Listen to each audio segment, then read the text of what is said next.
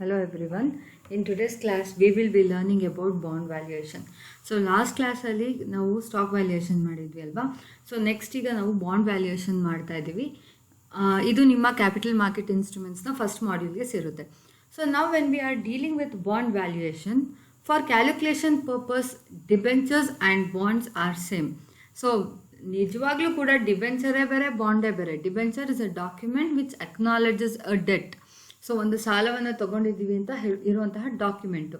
ಆದರೆ ಒಂದು secured debenture ಮಾತ್ರ ಬಾಂಡ್ ಆಗಲಿಕ್ಕೆ ಸಾಧ್ಯ. So it is said that all bonds are debentures but all debentures are not bonds. ಅಂದರೆ ಈಗ ನೀವು ಯಾವುದೋ ಒಂದು ಸಾಲ ತೊಗೊಂಡಿರ್ತೀರಾ ಅಂತ ಇಟ್ಕೊಳ್ಳಿ. ಆ ಸಾಲ ತಗೊಂಡಾಗ ಆ ಸಾಲಕ್ಕೆ ನೀವೇನಾದರೂ ಸೆಕ್ಯೂರಿಟಿ ಕೊಟ್ಟಿದ್ರೆ, ಶ್ಯೂರಿಟಿ ಕೊಟ್ಟಿದ್ರೆ ಆವಾಗ ಅದು ಬಾಂಡ್ ಆಗುತ್ತೆ. ನಾನೇನೋ ಶ್ಯೂರಿಟಿ ಕೊಟ್ಟಿಲ್ಲ, ನಂಬಿಕೆ ಮೇಲೆ ನಾನು ಲೋನ್ ತೊಗೊಂಡಿದ್ದೀನಿ ಅಂತ ಅಂದರೆ ಅದು ಏನಾಗುತ್ತೆ, ಡಿಬೆಂಚರ್ ಆಗುತ್ತೆ. ಸೊ ಫಾರ್ ಎಕ್ಸಾಂಪಲ್, ಈಗ ನಾನು ಒಂದು ಬಿಲ್ಡಿಂಗ್ ಕನ್ಸ್ಟ್ರಕ್ಟ್ ಮಾಡಬೇಕು, ಒಂದು ಸೈಟ್ ತೊಗೊಂಡಿದ್ದೀನಿ ಅಂತ ಇಟ್ಕೊಳ್ಳಿ. ನಾನು ಯಾವಾಗ ಲೋನ್ ಕಟ್ಟಲ್ಲ ಆವಾಗ ಅವ್ರು ಏನು ಮಾಡ್ತಾರೆ, ಆ ದುಡ್ಡನ್ನು ಬಿಲ್ಡಿಂಗ್ನ ಬಂದು ಅವರು ಓನರ್ಶಿಪ್ಗೆ ತೊಗೊಂಡ್ಬಿಡ್ತಾರೆ. ಆವಾಗ that is bond, means we are giving a surety. But ಈಗ ನಾವು ಫೈನಾನ್ಷಿಯಲ್ ಪರ್ಪಸಲ್ಲಿ ಬಾಂಡು ಡಿಬೆಂಚರ್ನೆಲ್ಲ ಒಂದೇ ರೀತಿ ನೋಡ್ತೀವಿ. ನಾವು coming to the question. Jaya Limited has a 14% debenture with a face value of ₹100 that matures at par in 15 rupees. So ಮೆಚುರಿಟಿನಲ್ಲಿ ಪಾರಲ್ಲಾದರೂ ಮಾಡ್ಬೋದು, ಪ್ರೀಮಿಯಮಲ್ಲಾದರೂ ಮಾಡ್ಬೋದು, ಡಿಸ್ಕೌಂಟಲ್ಲಾದರೂ ಮಾಡ್ಬೋದು. ಪಾರ್ ಆದರೆ ಏನು ಫೇಸ್ ವ್ಯಾಲ್ಯೂ ಇರುತ್ತೋ ಅದನ್ನೇ ಕೊಡ್ತಾರೆ ಮೆಚುರಿಟಿ ಟೈಮಲ್ಲಿ. ಪ್ರೀಮಿಯಮಲ್ಲಾದರೆ ಎಷ್ಟು ಪ್ರೀಮಿಯಮ್ ಹೇಳಿದಾರೋ ಅವರು ಅಷ್ಟು ಪ್ರೀಮಿಯಮ್ನ ಆ್ಯಡ್ ಮಾಡಿ ಕೊಡ್ತಾರೆ. ಡಿಸ್ಕೌಂಟಲ್ಲಾದರೆ ಫೇಸ್ ವ್ಯಾಲ್ಯೂಯಿಂದ ಡಿಸ್ಕೌಂಟ್ನ ಏನು ಮಾಡ್ತಾರೆ, ಮೈನಸ್ ಮಾಡಿ ಕೊಡ್ತಾರೆ. ಬಟ್ ಈ ಕ್ವೆಶ್ಚನಲ್ಲಿ ಏನು ಮಾಡಿದ್ದಾರೆ ಅವರು, ರಿಡೀಮಬಲ್ ಆ್ಯಟ್ ಪಾರ್, ಅಂದರೆ ದುಡ್ಡನ್ನ ವಾಪಸ್ ಕೊಡುವಾಗ ನೀವು ಎಷ್ಟು ದುಡ್ಡು ಕೊಟ್ಟಿದ್ರು ಅಷ್ಟು ಕೊಡ್ತೀವಿ ಅಂತ ಹೇಳಿದ್ದಾರೆ. In 15 years the debentures is callable in 5 years at ₹114. So ಈ ಡಿಬೆಂಚರ್ನ ನಮಗೆ 5 ವರ್ಷ ಆದಮೇಲೆ ನಾವು ಅದನ್ನು ಮಾರಬಹುದು. ಮಾರಿದಾಗ ನಮ್ಗೆ ಎಷ್ಟು ಬರುತ್ತೆ, ಬೇರೆಯವ್ರಿಗೆ ಮಾರಬಹುದು. ಸೊ ಆವಾಗ ನಮಗೆ ಅದೆಷ್ಟು ಬರುತ್ತೆ, ₹114 ಬರುತ್ತೆ. ಸೊ ಈಗ ಒಂದು ಡಿಬೆಂಚರ್ನ ನಾವು ಬೈ ಮಾಡಿದ್ದೀವಿ ಅಂದರೆ ನಾವು ಯಾರಿಗೂ ಸಾಲ ಕೊಟ್ಟಿರ್ತೀವಿ, ಆ ಡಿಬೆಂಚರ್ನ ಅವರು ನಮಗೆ ಕೊಟ್ಟಿರ್ತಾರೆ. ಸೊ ಈ ಡಿಬೆಂಚರ್ನ ನಾವು ಬೈ ಮಾಡಿದ್ದೀವಿ ಅಂದರೆ ಅದರಲ್ಲಿ 3 ತರಹದ ಸಿಚುಯೇಷನ್ ಬರುತ್ತೆ. ಮೊದಲನೇದೇನು, ನಾ ಡಿಬೆಂಚರ್ನ ಹೋಲ್ಡ್ ಮಾಡಿದ್ದೀನಿ. ಹೋಲ್ಡ್ ಮಾಡಿದಾಗ ಏನು ಬರುತ್ತೆ, ಅವ್ರು ಬಡ್ಡಿ ಕಟ್ತಾರಲ್ವಾ ಅದು ಬರುತ್ತೆ ನಮಗೆ. ಸೊ ನಾನು ಏನು ಮಾಡ್ತೀನಿ, ಒಂದು ಸ್ವಲ್ಪ ವರ್ಷ ಬಿಟ್ಟು ಅದನ್ನು ನಾನು ಮಾರ್ಬಿಡ್ತೀನಿ. ನಾವು ಅದಕ್ಕೆ ಹೇಳ್ತೀವಿ yield to call. Yield to call ಅಂತ ಅಂದರೆ ನಮಗೆ ಒಂದು ಸ್ವಲ್ಪ ವರ್ಷಗಳು, ಈ ಲೆಕ್ಕದಲ್ಲಿ ತೊಗೊಂಡಿರೋಂಗೆ 5 ವರ್ಷ ಆದಮೇಲೆ ಕಾಲಬಲ್ ಆ್ಯಟ್ 5 years. ಸೊ 5 ವರ್ಷ ಆದಮೇಲೆ ನಾನು ಮಾಡ್ತೀನಿ. ಹಾಗಾದರೆ 5 ವರ್ಷ ಬಿಟ್ಟು ಮಾರಿದ್ರೆ ನನಗೆ ಎಷ್ಟು ದುಡ್ಡು ಬರುತ್ತೆ, ಈಲ್ಡ್ ಟು ಮೆಚುರಿಟಿ ಅಂದರೆ ಕಂಪನಿಯವರು ನನಗೆ ದುಡ್ಡು ವಾಪಸ್ ಕೊಡೋವರೆಗೂ ನಾನು ಆ ಬಾಂಡ್ನ ಇಟ್ಕೊಂಡಿರ್ತೀನಿ, ಆವಾಗ ನನಗೆ ಎಷ್ಟು ರಿಟರ್ನ್ ಬರುತ್ತೆ. ಸೊ ಇಲ್ಲಿ ನಾವು 3 ವಿಷಯಗಳನ್ನು ಕ್ಯಾಲ್ಕುಲೇಟ್ ಮಾಡ್ತೀವಿ ಈ ಬಾಂಡ್ ವ್ಯಾಲ್ಯೂಯೇಷನಲ್ಲಿ. ಸೊ ಕರೆಂಟ್ ಈಲ್ಡ್ ಅಂದ್ರೇನು, ಈ ವರ್ಷದ ಇನ್ಕಮ್, ಈ ವರ್ಷದ ಆದಾಯ, ಈ ವರ್ಷದ ರಿಟರ್ನ್. ಈಲ್ಡ್ ಟು ಕಾಲ್, ನಾವು ಒಂದು ಸ್ವಲ್ಪ ವರ್ಷ ಇಟ್ಕೊಂಡು ಅದನ್ನು ಬೇರೆಯವ್ರಿಗೆ ಮಾರಿದಾಗ ನಮ್ಗೆ ಎಷ್ಟು ರಿಟರ್ನ್ ಬರುತ್ತೆ, ಈಲ್ಡ್ ಟು ಕಾಲ್. ಅದೇ ಈಲ್ಡ್ ಟು ಮೆಚುರಿಟಿ ಅಂದಾಗ ಕಂಪ್ನಿಯವ್ರಿಗೆ ನಾವು ಬಾಂಡ್ನ ವಾಪಸ್ ಕೊಟ್ಬಿಟ್ಟು ನಾವು ಕೊಟ್ಟಿರೋಂತಹ ಸಾಲವನ್ನು ಹಿಂತಿರುಗಿಸ್ಕೊಂಡಾಗ ನಮಗೆ ಎಷ್ಟು ಈ ರಿಟರ್ನ್ ಬರುತ್ತೆ. ಸೊ ಈ 3 ವಿಷಯಗಳನ್ನು ನಾವು ಇಲ್ಲಿ ಕ್ಯಾಲ್ಕುಲೇಟ್ ಮಾಡ್ತೀವಿ. ಸೊ ಫಸ್ಟ್ ಒನ್ ಬಂದ್ಬಿಟ್ಟು ಕರೆಂಟ್ ಈಲ್ಡ್, ಈ ವರ್ಷದ income. So this is a very simple formula. Current yield ಕೇಳಿದ್ರೆ interest divided by the current market price. ನೋಡಿ, ಇವತ್ತು ಅದು ಮಾರ್ಕೆಟ್ ಸೇಲಲ್ಲಿ ಆಗ್ತಾ ಇರೋದು ₹105 ಅಲ್ವಾ. ಸೊ ಕರೆಂಟ್ ಮಾರ್ಕೆಟ್ ಪ್ರೈಸ್ಗೆ ನಾವು ಅವರು ಎಷ್ಟು ಬಡ್ಡಿ ಕೊಡ್ತಾರೆ, 14%. ಫೇಸ್ ವ್ಯಾಲ್ಯೂ 100 ಇದೆ, 14% ಆಫ್ 100 ಇಸ್ ₹14. ಸೊ ಅದಕ್ಕೆ ನಾವೇನು ಮಾಡ್ತೀವಿ, interest divided by current market price into 100. So ಈ ವರ್ಷ ಈ ಬಾಂಡನ್ನ, ಈ ಡಿಬೆಂಚರ್ನ ನಾವು ಇಟ್ಕೊಂಡಿದ್ದಕ್ಕೆ ನಮ್ಗೆ ಎಷ್ಟು ರಿಟರ್ನ್ ಬಂತು, 13.33% ರಿಟರ್ನ್ ಬಂತು ಅಂತ ಕ್ಯಾಲ್ಕುಲೇಟ್ ಮಾಡಿದ್ವಿ. ನೆಕ್ಸ್ಟ್ ಒನ್ ಬಂದ್ಬಿಟ್ಟು yield to call. Yield to call ಅಂದ್ರೇನು, ನಾವೀಗ ನಾವು ಯಾರಿಗೋ ಸಾಲ ಕೊಟ್ಟಿದ್ದೀವಿ, ಅವ್ರು ನಮಗೊಂದು ಬಾಂಡ್ ಕೊಟ್ಟಿದ್ದಾರೆ, ಅಥವಾ ನಾವು ಹೇಳ್ಬೋದು ಒಂದು ಡಿಬೆಂಚರ್ನ ನಾವು ಪರ್ಚೇಸ್ ಮಾಡಿದ್ದೀವಿ ಅಂತ 5 ವರ್ಷ ಬಿಟ್ಕೊಂಡು ನಾವು ಈ ಬಾಂಡನ್ನ ಮಾರಬೇಕು ಅಂತ ಅಂದ್ಕೊಂಡಿದ್ದೀವಿ ಅಲ್ವಾ. ಸೊ 5 ವರ್ಷ ಬಿಟ್ಟು ಮಾರಿದಾಗ ಲೆಕ್ಕದಲ್ಲಿ ನಮ್ಗೆ ಹೇಳ್ತಾರೆ ₹114 ಬರುತ್ತೆ ಅಂತ ಹೇಳಿದ್ದಾರೆ ಅಲ್ವಾ. ನಾವು ಅದನ್ನು ಇಲ್ಲಿ ಹಾಕೊಂಡಿದ್ದೀವಿ ನೋಡಿ, T V represents terminating value. ಈ ಡಿಬೆಂಚರ್ನ ಓನರ್ಶಿಪ್ಪಿಂದ ನಾವು ಟರ್ಮಿನೇಟ್ ಆಗ್ತಾ ಇದ್ದೀವಿ, ಬೇರೆಯವ್ರಿಗೆ ಆ ಡಿಬೆಂಚರ್ನ ಮಾರ್ತಾ ಇದ್ದೀವಿ. ನಾವು we will be no longer a owner of that debenture. So ಆವಾಗ ನಮ್ಗೆ ಎಷ್ಟು ದುಡ್ಡು ಸಿಗುತ್ತೆ, 114 ರೂಪಾಯಿ. ಸೊ ಇವತ್ತಿನ ಮಾರ್ಕೆಟ್ ಬೆಲೆ 115 ರೂಪಾಯಿ, ಬಡ್ಡಿ ಎಷ್ಟು 14 ರೂಪಾಯಿ. 5 ವರ್ಷ ಬಿಟ್ಕೊಂಡು ಮಾರಿದ್ರೆ ನಮ್ಗೆ ಎಷ್ಟು ದುಡ್ಡು ಸಿಗತ್ತೆ? 114 ರೂಪಾಯಿ ಸಿಗುತ್ತೆ. ಸೊ 5 ವರ್ಷ ಬಿಟ್ಕೊಂಡು ನಾವು ಮಾರಿದ್ಮೇಲೆ ನಮ್ಗೆ ಎಷ್ಟು ರಿಟರ್ನ್ ಬರುತ್ತೆ? ರಿಟರ್ನ್ ಬರೋದನ್ನ ನಾವು ಏನಂತ ಕರಿತೀವಿ? ಈಲ್ಡ್ ಟು ಕಾಲ್ ಅಂತ ಕರಿತೀವಿ ಅಲ್ವಾ? ಸೊ ಈಗ ಈಲ್ಡ್ ಟು ಕಾಲ್ನ ಕ್ಯಾಲ್ಕುಲೇಟ್ ಮಾಡಬೇಕು ಅಂದರೆ ಈ ಬರ್ದಿರೋಂತಹ ಫಾರ್ಮುಲಾನ ನಾವು ಇಲ್ಲಿ ಯೂಸ್ ಮಾಡ್ತೀವಿ. ಇಲ್ಲಿ ನೋಡಿ ನಾನು ಶಾರ್ಟ್ ಫಾರ್ಮ್ ಬರ್ದಿದ್ದೀನಿ, YTC. YTC represents yield to call. So summation T starts from 1 till n of cumulative ಇಂಟ್ರೆಸ್ಟ್ಗಳನ್ನ ನಾವಿಲ್ಲಿ ಬಡ್ಡಿನ ತಗೋತಾ ಇದ್ದೀವಿ. ಇಲ್ಲಿ ನೋಡಿ ನಿಮಗೆ 2 ವರ್ಡ್ಸ್ನ ನಾವು ಯೂಸ್ ಮಾಡಿದ್ದೀವಿ, T and N. T means term, N means number of year. ಹಾಗಾದರೆ 2 ಒಂದೇನಾ? 2 ಒಂದೇ ಅಲ್ಲ. ಯಾಕೆ ಒಂದೇ ಅಲ್ಲ ಅಂತ ಅಂದರೆ ಬಡ್ಡಿನ ನಾವು ಪ್ರತಿ ವರ್ಷ ರಿಸೀವ್ ಮಾಡ್ತೀವಿ. ಈಗ ನಾನು 5 ವರ್ಷ ಒಂದು ಬಾಂಡ್ನ ಇಟ್ಕೊಂಡಿದ್ದೀನಿ ಅಂತ ಅಂದರೆ 5 ವರ್ಷನೂ ಕೂಡ ಏನಾಗುತ್ತೆ? ಇಂಟ್ರೆಸ್ಟ್ ಬರುತ್ತಾ ಇರುತ್ತೆ. 5 ಸತಿ ಇಂಟ್ರೆಸ್ಟ್ ಬರುತ್ತಿರುತ್ತೆ ಅಲ್ವಾ? ಸೊ ನಾವು ಇದನ್ನು ಏನು ಮಾಡ್ಕೋತೀವಿ? 5 ವರ್ಷಕ್ಕೆ ಆನ್ಯೂಟಿ ವ್ಯಾಲ್ಯೂಯನ್ನು ನೋಡಬೇಕು. ಓಕೆ, ಸೊ ಬಟ್ ಇಲ್ಲಿ ಏನು, we are selling at only once. ಒಂದೇ ಸತಿ ಒಂದು ಬಾಂಡ್ನ ಮಾರಕ್ಕೆ ಸಾಧ್ಯ. ಎಷ್ಟನೇ ಇಯರ್ಗೆ ಮಾಡ್ತಾ ಇದ್ದೀವಿ? 5ನೇ ಇಯರ್ಗೆ ಮಾಡ್ತಾ ಇದ್ದೀವಿ. ಸೊ ಅದಕ್ಕೆ ನಾನು ನೋಡಿ ಇಲ್ಲಿ ಎನ್ ಪ್ಲೇಸ್ಗೆ 5 ಅಂತ ಬರ್ಕೋಬೇಕು ಆಯಿತಾ? ಸೊ ಇಲ್ಲಿ ನೋಡಿ 1 + YTC 2 ಕಡೆ ಇದ್ರೂ ವ್ಯಾಲ್ಯೂಸು ಚೇಂಜ್ ಆಗಿದೆ. ಒಂದು ಕಡೆ 3.3522 ಬಂದಿದೆ, ಇನ್ನೊಂದು ಕಡೆ 0.4972 ಬಂದಿದೆ. ಇದನ್ನು ಹೇಗೆ ನೋಡಬೇಕು? ಸೊ ಇದನ್ನು ಹೇಗೆ ನೋಡಬೇಕು ಅನ್ನೋದಕ್ಕಿಂತ ಮುಂಚೆ ಇಲ್ಲಿ ನೋಡಿ ಈ ಫಾರ್ಮುಲಾದ ರೂಲ್ಸ್ ಏನು ಹೇಳುತ್ತೆ ಅಂತ ಅಂದರೆ, your LHS ಸೈಡ್ 105 ರೂಪಾಯಿ ಇದೆ ಅಲ್ವಾ? your LHS and RHS should be same. ಈಗ ನಮ್ಮ ಡ್ಯೂಟಿ ಏನು ಅಂದರೆ LHS should be equal to RHS ಮಾಡಬೇಕು. ಆದರೆ ಮಾಡಲಿಕ್ಕೆ ಇಲ್ಲಿ ಎಷ್ಟು ರೇಟ್ ಆಫ್ ರಿಟರ್ನ್ ಪರ್ಸೆಂಟೇಜ್ ಹಾಕೋಬೇಕು? 5% ಹಾಕೋಬೇಕಾ, 10% ಹಾಕೋಬೇಕಾ? ನಮಗೆ ಗೊತ್ತಿಲ್ಲ. ಸೊ ಆ ಗೊತ್ತಿಲ್ಲದೆ ಇರೋದ್ರಿಂದ ನಾವು ಏನು ಮಾಡ್ತೀವಿ?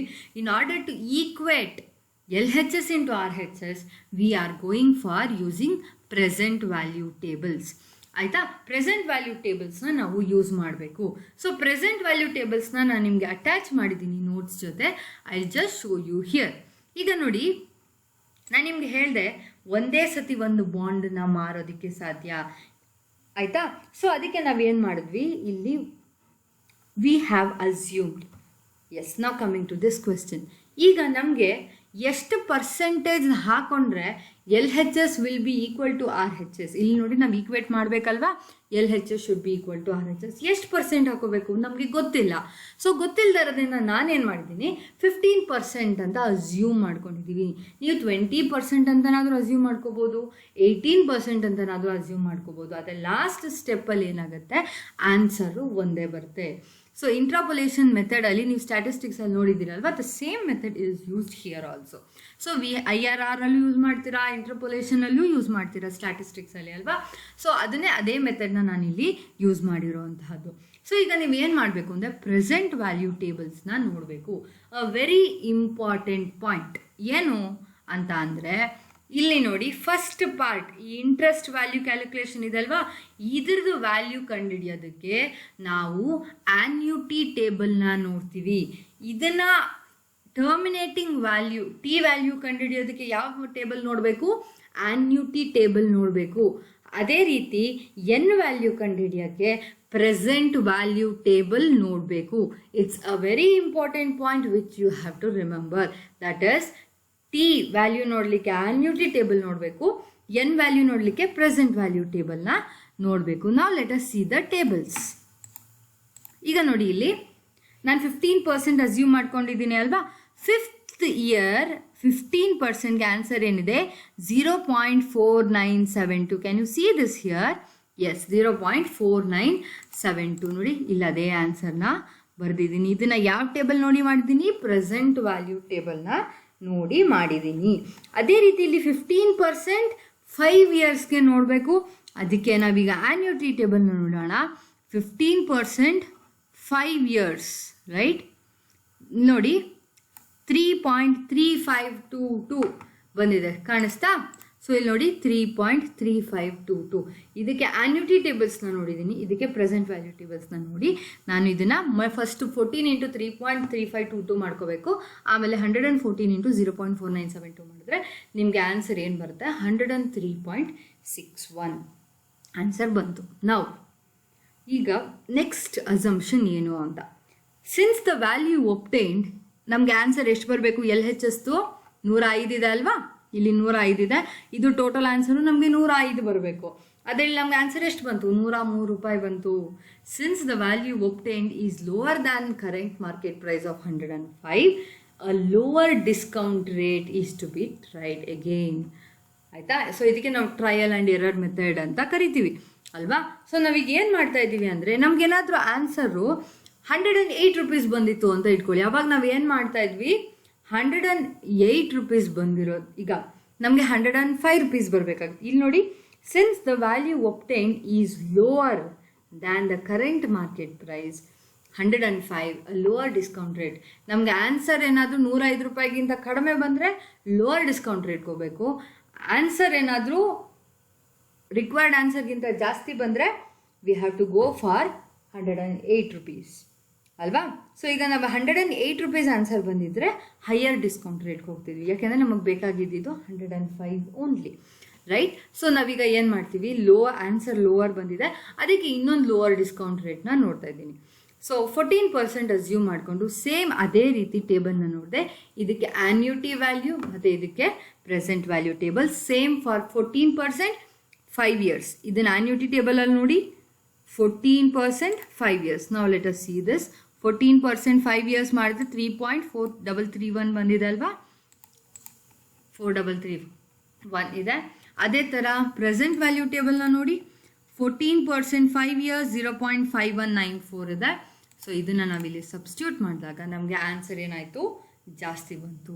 So what you have to understand here is, ನಮಗೆ ರಿಕ್ವೈರ್ಡ್ ಆನ್ಸರ್ ಏನಿದೆ ನೋಡಿ, ನಮಗೆ ರಿಕ್ವೈರ್ಡ್ ಆನ್ಸರ್ 105 ಇದೆ.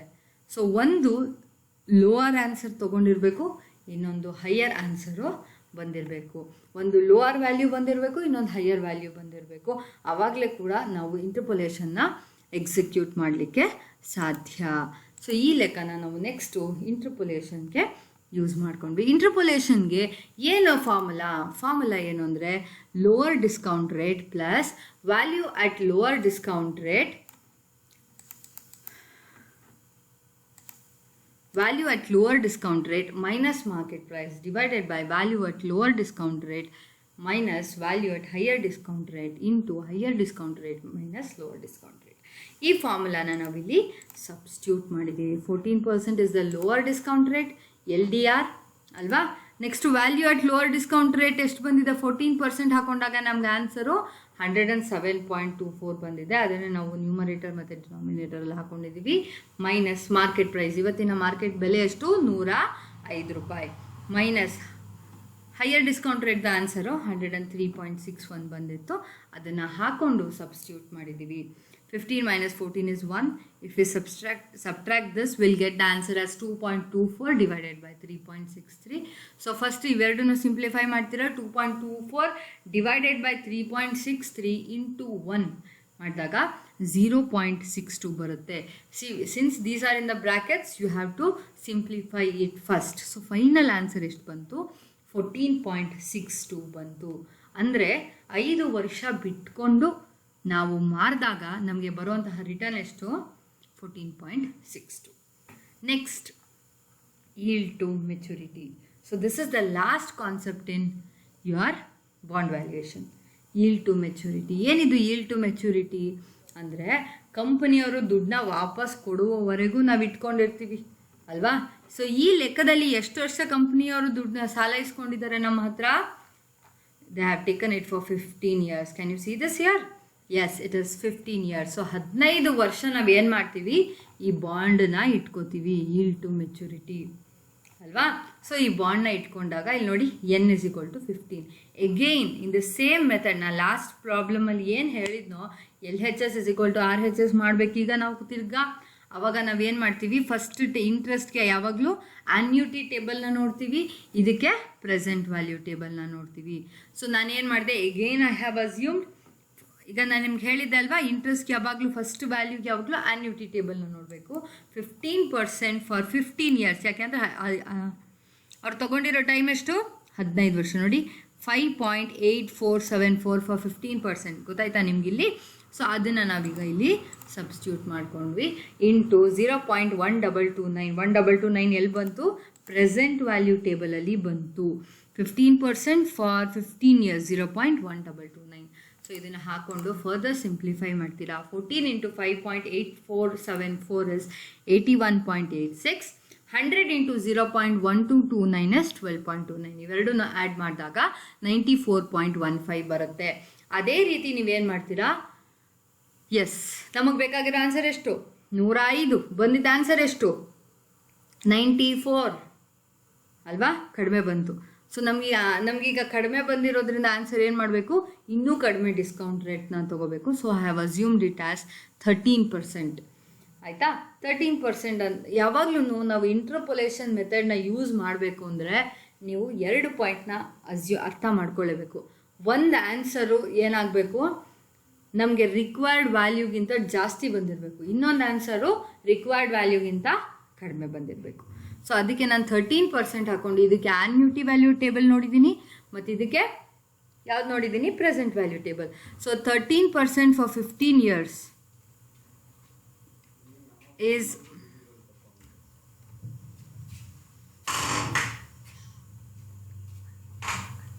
13% for 15 years is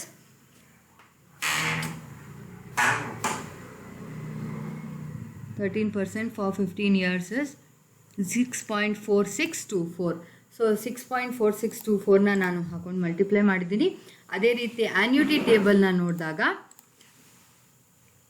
13% for 15 years 0.1599. So ಅದನ್ನು ಹಾಕೊಂಡು ಮಲ್ಟಿಪ್ಲೈ ಮಾಡಿದಾಗ ನಮಗೆ ಆನ್ಸರು 106.46 ಬರುತ್ತೆ. ಸೇಮ್ ಇಂಟರ್ಪೊಲೇಷನ್ ಮೆಥಡ್ನ ಯೂಸ್ ಮಾಡಿದ್ದೀನಿ. So interpolation method lower discount rate ನಾನು ನಿಮಗೆ ತೋರಿಸಿದ್ದೆ ಅಲ್ವಾ? Lower discount rate plus value at lower discount rate. 13% ಹಾಕೊಂಡಾಗ ನಮ್ಗೆ ಆನ್ಸರ್ ಎಷ್ಟು ಬಂದಿದೆ? 106.46 ಮೈನಸ್ 105. ಯಾವುದಿದು 105? ಮಾರ್ಕೆಟ್ ಪ್ರೈಸ್ ಅಲ್ವಾ? ಸೊ ಅಗೇನ್ ಇದನ್ನು value at higher discount rate ಹಾಕೊಂಡಿದ್ದೀನಿ. 15 minus 13. 15 is higher discount rate, 13 is lower discount rate. So first within the bracket ಇರೋದನ್ನು ನೀವು solve ಮಾಡಬೇಕು. 106.46 minus 105 divided by 106.46 minus 94.15 ಮಾಡಿದಾಗ ನಿಮ್ಗೆ ಈ ಆನ್ಸರ್ ಬರುತ್ತೆ. Into 2. 15 minus 13 is 2. 1.46 divided by 12.31 ಮಾಡಿ ಇಂಟು 2 ಮಾಡಿದ್ರೆ 0.24 ಬರುತ್ತೆ. ಸೊ 13 plus 0.24 is 13.24. So this is yield to maturity. ಒಂದು ಮೆಚೂರ್ ಆಗೋವರೆಗೂ ನೀವು ಈ ಬಾಂಡ್ನ ಇಟ್ಕೊಂಡ್ರೆ ಬರೋಂತಹ ರಿಟರ್ನ್ ಎಷ್ಟು? ವರ್ಷಕ್ಕೆ 13.24%, 13.24%. So this is the concept of bond valuation. Bond ವ್ಯಾಲ್ಯೂಯೇಷನಲ್ಲಿ yield to call, yield to maturity ಮತ್ತು ಇನ್ನೇನು ಕರೆಂಟ್ ಈಲ್ಡ್ನ ಕೇಳ್ತಾರೆ. ಸೊ ಇದ್ರದ್ದು ಎಕ್ಸ್ಟ್ರಾ ಪ್ರಾಬ್ಲಮ್ಸ್ನ ನಾನು ನಿಮಗೆ PDF ಅಲ್ಲಿ ಸೆಂಡ್ ಮಾಡಿದ್ದೀನಿ. So you please go through this and revert back to me if you have any doubts. ಏನಾದರೂ ಡೌಟ್ಸ್ ಇದ್ದರೆ ನನಗೆ ಮೆಸೇಜ್ ಮಾಡಿ ಇಲ್ಲ ಕಾಲ್ ಮಾಡಿ. Thank you.